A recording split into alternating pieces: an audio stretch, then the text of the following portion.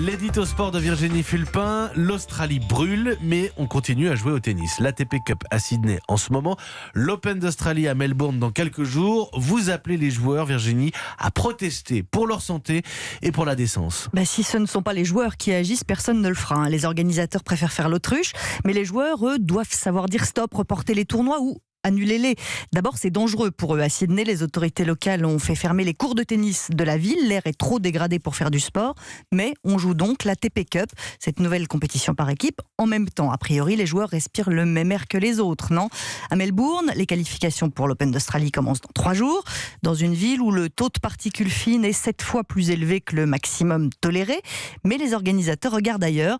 Ne vous inquiétez pas, il y a 3 cours avec des toits rétractables et on peut aussi utiliser des cours couverts. Alors d'abord, l'air rentre quand même à l'intérieur, hein. Il est peut-être un peu moins vicié mais pas sain. Et puis pour les premiers tours du tournoi, si on veut caser tout le monde, il faudra aussi utiliser les cours extérieurs. Donc les stars iront sur les cours protégés, mais les autres, tant pis. En gros, Novak Djokovic est le président du conseil des joueurs, de tous les joueurs, hein, même des 100 grades.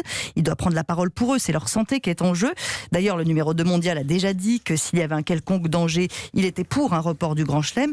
Je pense qu'il faut qu'il aille au bout, qu'il mette la pression. Il y maintenant. a la santé des joueurs et puis il y a aussi un problème de décence. Oui, les joueurs et joueuses montrent qu'ils se sentent concernés. Il y a plusieurs exhibitions qui sont prévues avec les stars du circuit, comme Serena Williams, Roger Federer, Rafael Nadal, pour récolter des fonds pour les victimes des incendies. C'est déjà très bien. Mais ce qui me gêne, moi, c'est quand les organisateurs de l'Open d'Australie nous disent « Ne vous inquiétez pas, il n'y aura pas de problème. On aura beaucoup d'experts météo et puis un staff médical renforcé pour le tournoi. » Pardon, mais est-ce qu'ils n'ont pas un petit peu autre chose à faire en ce moment ? J'aimerais bien que les joueurs disent clairement que la priorité n'est pas le tournoi pour l'instant et qu'il faut au minimum le reporter pour s'occuper des urgences, des vrais. La numéro 1 mondiale, Ashley Barty, l'a déjà dit, le tennis c'est un peu secondaire en ce moment. Elle est australienne, hein, donc forcément elle se sent encore plus touchée que les autres.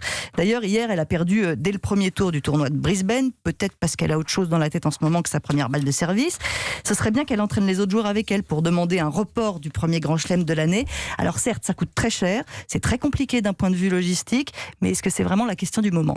Est-ce que c'est vraiment la question du moment ? Vous allez y répondre tous chez vous et partager l'édito sport de Virginie Fulpin.